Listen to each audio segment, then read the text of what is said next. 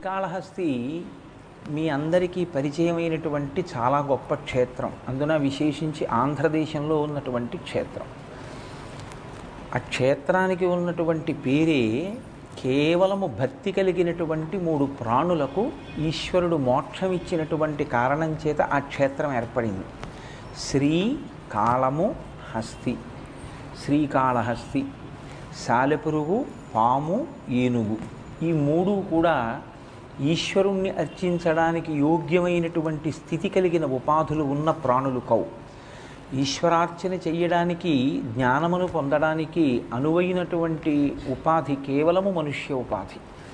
కానీ అటువంటి అవకాశం లేనటువంటి ఉపాధుల యందు ఉన్న విశేషమైనటువంటి భక్తి తత్పరతతో బతికాయి కాబట్టి, ఈశ్వరుడి కోసం మరణించాయి కాబట్టి, ఈశ్వర సేవ గురించి మరణించాయి కనుక